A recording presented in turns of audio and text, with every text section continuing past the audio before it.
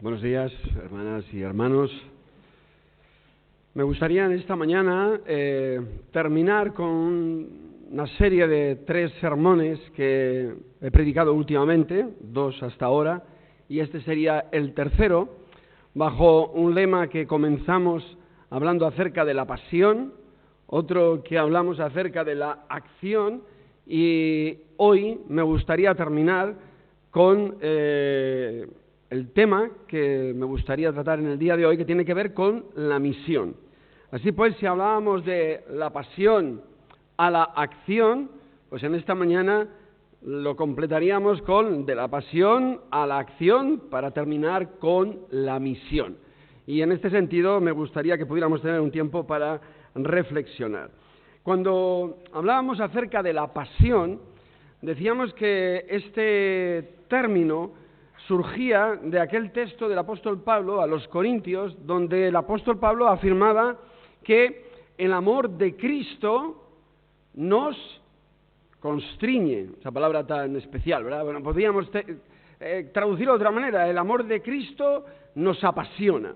El amor de Cristo nos apasiona al contemplar, decíamos, la obra de Dios en Cristo Jesús a favor nuestro, sabiendo que uno murió por todos. Y de alguna forma, ese amor de Dios desencadenado a lo largo de la historia ha llegado a alcanzarnos a nosotros de tal forma que ahora nos sentimos apasionados, fascinados, seducidos por el amor de Cristo Jesús. Pero a continuación decíamos que la pasión que de alguna forma solo se queda en la mera, llamémoslo así, contemplación, pues es una pasión que no ha dado el paso siguiente, que es el de la acción. El domingo pasado, nuestro pastor emérito Alfredo Mina nos predicaba acerca de aquel momento de la transfiguración de Jesús, ¿verdad? Ese Jesús que ha de estar en el centro de nuestras vidas y en el centro de la Iglesia. Y cuanto más cerca estamos de Él, pues entonces diríamos que estamos viviendo de una forma más cercana a la proximidad y la presencia de Cristo Jesús en nuestras vidas y en la Iglesia. Y también se nos mostraba cómo, llegado ese momento de la transfiguración en el cual pues Jacobo, Pedro y Juan quedan apasionados, fascinados ante la visión, pero Jesús les dice: ha llegado el momento de descender. Y descender a la llanura, al valle, donde se encuentran incluso al peor de los endemoniados que los discípulos no podían sacar, y de alguna manera Jesús les tiene que advertir que ese tipo de demonios solamente salía con mucha oración y ayuno. Pero en definitiva mostrándonos que la vida del discípulo de Jesús, la vida del seguimiento, no es mera contemplación, sino que tiene que traducirse en la acción. Para eso elegimos un texto, que es el texto que encontramos la parábola del buen samaritano. Esa parábola del buen samaritano, en la cual escogimos dos frases que de alguna manera ponían en evidencia este sentido de la acción. Aquellas 2 frases que decían: haz esto y vivirás, que le contesta Jesús al intérprete de la ley, y por otro lado aquella frase final que le dice: ve y haz tú lo mismo, en el sentido de que nosotros, discípulos de Jesús, al final de cuentas tenemos que hacer las obras que Jesús hizo. Y de ahí el llamado de Jesús en esa frase de: para que como yo os he hecho, vosotros también hagáis. Por tanto, tenemos un maestro, tenemos un Señor al cual decidimos seguir, pero de forma apasionada, pero también de forma activa, a través de la acción en la realización de las obras que, como diría Pablo en Efesios, Dios preparó de antemano para que anduviéramos en ellas. Por tanto, viviendo a la luz de Jesús, haciendo las obras de nuestro Señor. Pero un paso más todavía, que tiene que ver con llevar a cabo la misión a la cual el Señor nos ha llamado. Ahora nos toca dar, digamos, este último paso final. Había un escritor del siglo pasado, un francés, un filósofo, poeta, ensayista y un católico que escribió, se llama Charles-Pierre Pujuy o algo así parecido en francés, pero no va del nombre, sino va de la frase, del sentido que él quería dar a lo siguiente que os voy a comentar en su frase, que la retomamos nosotros también para este sermón. Lo peor no es tener, él decía, lo peor no es tener un alma perversa, lo peor es tener un alma acostumbrada. Bueno, la frase casi nos pone en guardia, ¿no? Lo peor no es tener un alma perversa, lo peor es tener un alma acostumbrada. Bueno, si nos fuéramos al texto del Apocalipsis, donde encontramos las palabras de más te valdría ser frío o caliente que no tibio, ¿verdad? Que no tibio. En este sentido, nosotros debemos de entender que la misión a la cual el Señor nos ha llamado es una misión con la cual debemos apasionarnos, no debemos de acostumbrarnos, no debemos entender la misión como algo rutinario, algo que hemos sido llamados a hacerlo, pues mira, por el mandamiento de Jesús, como hemos leído en Mateo capítulo 28, sino que debemos de apasionarnos con la misión a la cual el Señor nos ha encomendado. ¿Qué hace que la misión sea algo apasionante? ¿Qué hace que la misión sea algo apasionante? Bueno, me gustaría decir que, en primer lugar, la misión cobra un valor apasionante para nosotros cuando comprendemos que la misión está permitidme la expresión, en el ADN divino. Cuando la misión está en el ADN divino, cuando la misión está en el corazón de Dios, en las mismas entrañas de Dios. Jesús creo que nos da el punto de arranque precisamente sobre la misión desde la perspectiva de Dios el Padre, de Dios. Jesús nos muestra cómo la misión brota del corazón de Dios. No brota de otro lugar, la misión. No brota de la justicia divina, no brota ni siquiera de la santidad divina. La misión brota del corazón, del deseo más íntimo de Dios respecto a su propia creación, que es el ser humano. Creo que tenemos un texto magnífico que así nos lo muestra. Porque de tal manera amó Dios al mundo, ahí está la clave. Ahí está la esencia de la misión. Es el amor de Dios puesto en movimiento, el amor de Dios puesto en acción. ¿Hacia quién? Bueno, pues hacia su creación, hacia sus hijos e hijas, hacia aquellos que Dios ha creado. Es el amor de Dios el que le mueve a la misión.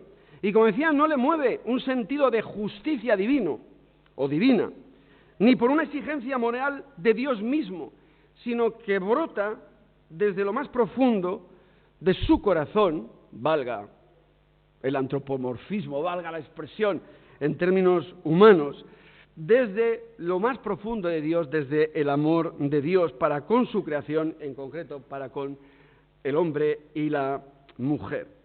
¿Por qué digo esto?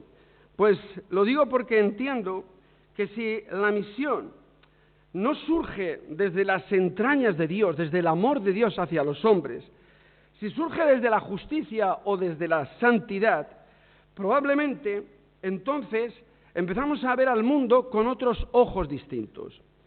Me explico.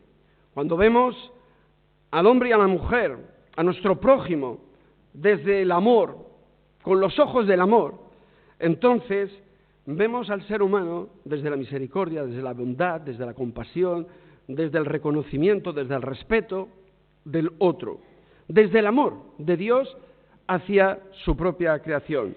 Cuando vemos al otro o entendemos la misión desde la justicia divina, probablemente lo que nos encontramos es con muchos condenados, con muchas personas que están condenadas porque no cumplen con la exigencia de la justicia de Dios y por tanto nuestra manera de ver al otro es diferente, no es desde el amor sino que es desde la justicia.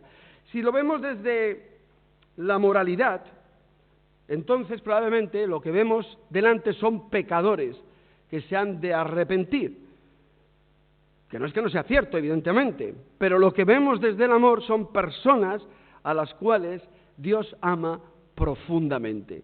Creo que son miradas diferentes hacia el otro, miradas unas desde la justicia que ve solamente en el otro lo condenable, que solamente ve los pecados, los defectos. Cuando lo vemos desde la santidad, pues lo mismo, pero cuando vemos y nuestra mirada sobre el otro es desde el amor, entonces vemos personas a las que queremos, personas con las que queremos compartir lo mejor, personas a las cuales darnos, como lo hizo Jesús, en definitiva, como lo hizo Jesús. Creo que es precisamente el amor lo que mueve a Dios desde el principio de la creación. Podríamos decir que es el Dios que sale al encuentro de Adán y Eva, aún después de haber pecado, y sale a su encuentro, para encontrarse con ellos. Es el Dios que les promete también la restauración final, en aquel llamado protoevangelio. Es el Dios que camina con Enoc, con Noé. Es el Dios que llama a Abraham desde Ur de los Caldeos para hacerle el padre de multitud de naciones. Es el Dios que llamará a Moisés desde la zarza ardiente. Es el Dios que llamará por 3 veces a Samuel, ¿verdad? El Dios incansable llama por 3 veces a Samuel para encomendarle la misión. Es el Dios que zarandea al profeta Jonás porque se resiste a llevar el amor y la misericordia de Dios a los ninivitas. Y por último, es el Dios que envía a su propio Hijo por amor para la salvación y la reconciliación del ser humano. Además, es el amor paciente de Dios el que prolonga el tiempo final de la historia. Probablemente si nosotros tuviéramos un botón, dicen que los presidentes de los grandes imperios tienen un botón rojo, ¿no? El botón nuclear. Si nosotros tuviéramos el botón de la segunda venida de Cristo, muchos creyentes estarían locos por apretar el botón, ¿verdad? Porque, por un lado, pues se acabarían nuestras penurias, miserias, empezaríamos a disfrutar de la vida eterna y de las maravillas que se nos prometen en las Escrituras, pero este no es el propósito de Dios. Resulta que el apóstol Pedro nos dice que el Señor no retarda su promesa, como algunos la tienen por tardanza, sino que es paciente para con todos, porque quiere que todos vengamos al arrepentimiento. Y por tanto, el Señor es paciente, porque no quiere que ninguno perezca, sino que todos vengan al arrepentimiento. Por tanto, un Dios de amor, un Dios que sale al encuentro del ser humano a lo largo de toda la historia, porque ama al ser humano. Por tanto, la pasión por la misión creo que debe de surgir en primera instancia de ese sentimiento más puro y más noble, que es el sentimiento del amor. Cuando la misión surge desde el sentimiento del deber o de la obligatoriedad, del mandamiento, creo que tiene un corto recorrido.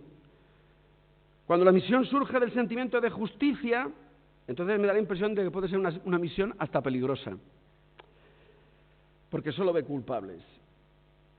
Cuando la misión surge del moralismo, entonces puede ser también peligrosa porque solamente encuentra pecadores condenables. Por eso la misión divina surge del sentimiento más puro, más noble, llámese atributo divino, que es el amor de Dios. Dios no ve una multitud informe de pecadores,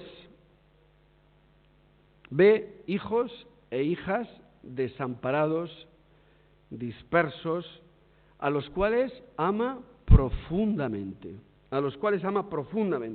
y llama a uno y a una por una, por nombre y apellido. Creo que de nuevo la parábola del hijo pródigo nos pone en esa dimensión de ese Dios de amor que ama profundamente, que siempre está a la espera, que no quiere que ningún hijo perezca y que no vuelva a casa, sino que es el Dios de brazos abiertos, extendidos, que recibe al hijo que vuelve a la casa. Por tanto, la misión ha de cobrar esa dimensión que vemos en la misión de Dios el Padre. Pero en segundo lugar, la misión cobra un valor apasionante cuando contemplamos cómo la vivió Jesús mismo. Cómo la vivió Jesús mismo. Creo que es interesante ver la evolución en el pensamiento de Jesús que nos muestran los propios evangelios. Creo que hay una evolución en los evangelios de progreso en cuanto a la comprensión de Jesús sobre su propia misión, que probablemente la comprensión de los evangelistas, no tanto de Jesús, pero de los evangelistas, al narrar los evangelios. En los evangelios sinópticos, Jesús viene para llevar a cabo la misión que el Padre le ha encomendado. Y Jesús, de alguna manera, responde incluso a la visión profética sobre el Mesías, expresada en Isaías capítulo 61. Y Jesús allí, en la sinagoga, recordar cómo en la lectura del profeta Isaías, él pues entiende que esa es su misión. El Espíritu del Señor está sobre mí por cuanto me ha ungido para dar buenas nuevas a los pobres, me ha enviado a sanar a los quebrantados de corazón, a pregonar libertad a los cautivos y vista a los ciegos, a poner en libertad a los oprimidos y a predicar el año agradable del Señor. Por tanto, la misión de Jesús la entiende como anunciar el reino de Dios a todos aquellos que el profeta Isaías describía. Juan, que es el evangelio que se escribe más tarde, con una visión de Jesús ya muy desarrollada y trabajada, dirían los expertos, en una cristología ya muy elaborada, un pensamiento sobre la persona de Jesús muy elaborado. Ya Jesús empieza a hablar, él en primera persona, de cómo él entiende su misión. Y Jesús dice, porque he descendido del cielo, no para hacer mi voluntad, sino la voluntad del que me envió. Y esta es la voluntad del que me envió, que todo aquel que ve al Hijo y cree en Él tenga vida eterna, y yo lo resucitaré en el día postrero. Por tanto, Jesús entiende la misión como hacer la voluntad de Dios el Padre. Hemos dicho que la voluntad de Dios el Padre es una voluntad que se mueve a impulsos de su propio amor para la salud del ser humano. Jesús vive, por tanto, la misión como la realización de la voluntad amorosa de Dios el Padre. Es que vengo a hacer la voluntad de Dios, que es una voluntad amorosa, que es un Padre que ama, que quiere, y por tanto yo vengo a anunciaros el reino de los cielos a vosotros los hombres. Pero desde esa perspectiva de la voluntad amorosa de Dios. Jesús dice en el Evangelio de Juan, yo soy el buen pastor, recordáis las palabras, pongo mi vida por las ovejas. Dice también tengo otras ovejas que no son de este redil, aquellas también debo traer, o sea, toda la humanidad en realidad. Y dice, por eso me ama el Padre, por eso me ama el Padre, dice Jesús, porque yo pongo mi vida para volverla a tomar. Por tanto, diríamos que en el corazón de la misión está, en primer lugar, el amor de Dios el Padre, que sale al encuentro del ser humano a lo largo de los caminos de la historia y se encuentra con el ser humano, como hemos visto en ese recorrido que hemos hecho, así de forma panorámica, movido por su amor hacia su propia creación. Pero es que vemos en Jesús que Jesús, a la hora de realizar la misión a la cual el Padre le ha llamado, también se ve movido Jesús por impulsos del amor al Padre, sabiendo que su buena voluntad es la salvación de todos los hombres. Y avanzando en esa reflexión de Jesús mismo, llegamos al apóstol Pablo, y en ese texto de Filipenses capítulo 2, versículos de 5 al 11, nos muestra el corazón de Jesús desde la misma eternidad. Y nos dice que haya pues en vosotros este sentir que hubo también en Cristo Jesús, el cual siendo en forma de Dios no estimó el ser igual a Dios, fijaros, el amor de Jesús, del Hijo eterno de Dios puesto en movimiento. No estima el ser igual a Dios como cosa que aferrarse, sino que se despoja a sí mismo, se hace hombre, se hace siervo, va a la cruz por amor de todos nosotros.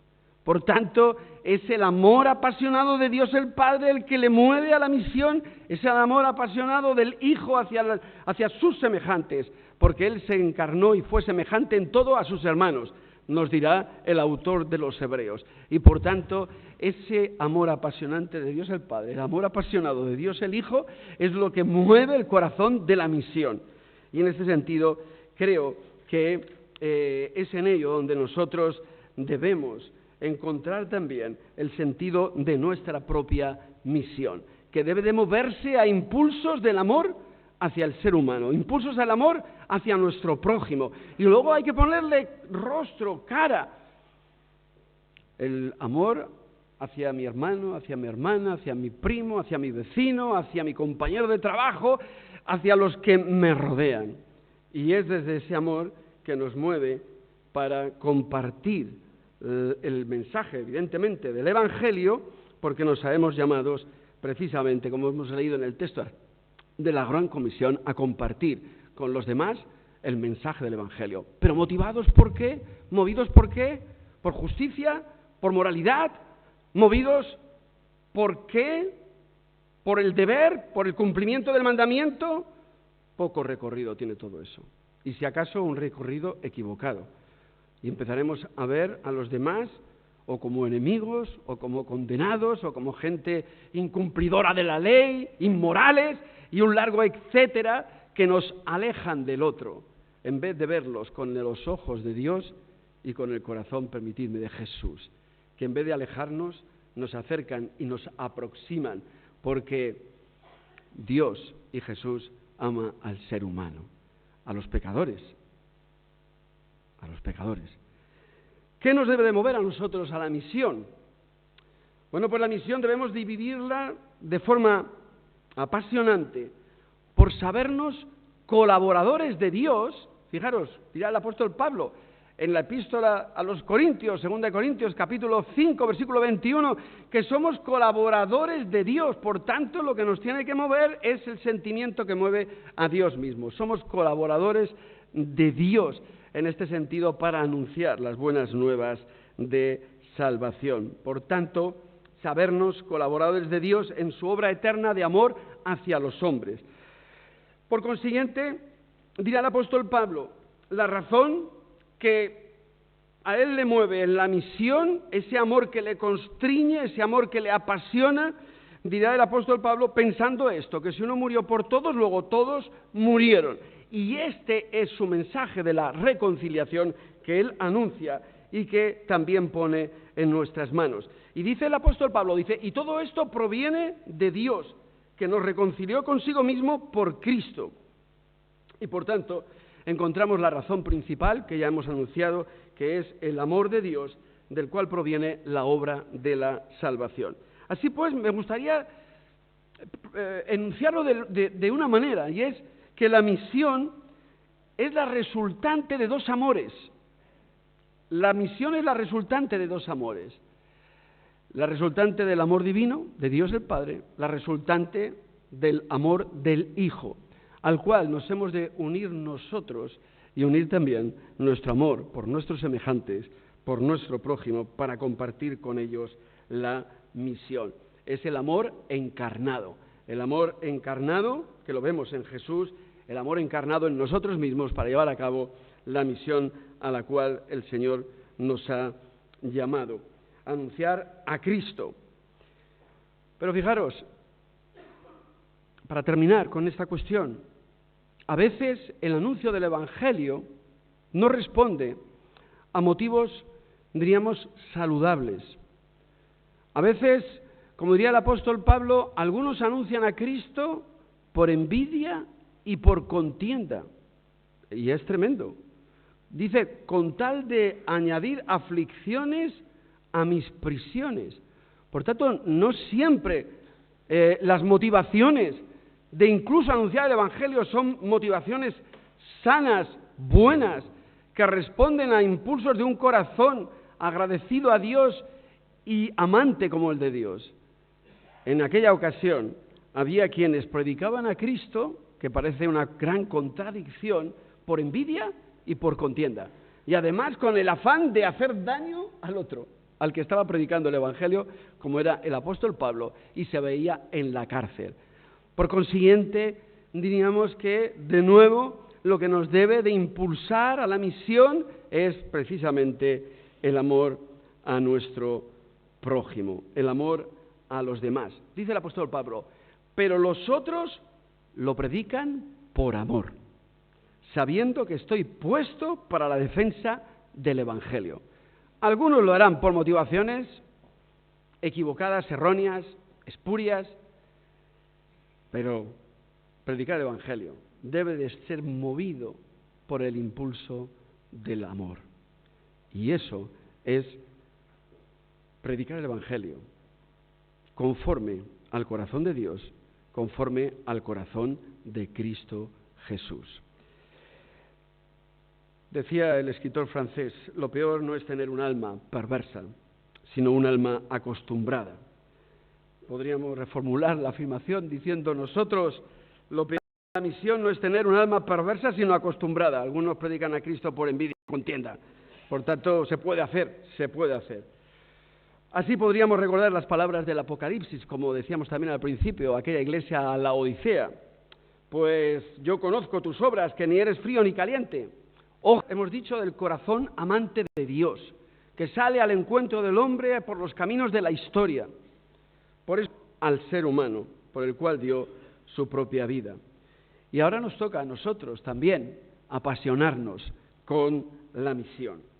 Una misión que brote de nuestro amor hacia nuestros semejantes, hacia nuestro prójimo, un amor que se contagie del amor de Dios y del amor de Cristo, hasta que podamos exclamar, como el apóstol Pablo, el amor de Cristo nos constriñe, el amor de Cristo nos apasiona, para desde ahí poder predicar el Evangelio de Cristo Jesús, ya no por obligación, por mandamiento, ni por juicio, asustando a la gente, como se hacía antes, ¿verdad?, con el infierno, para que se convirtieran, ni desde el moralismo de la condena de los pecados que normalmente nosotros elegimos, los que más nos interesan, para acusar a los demás, sino desde el amor apasionado hacia el ser humano, como Dios ama a nuestro prójimo.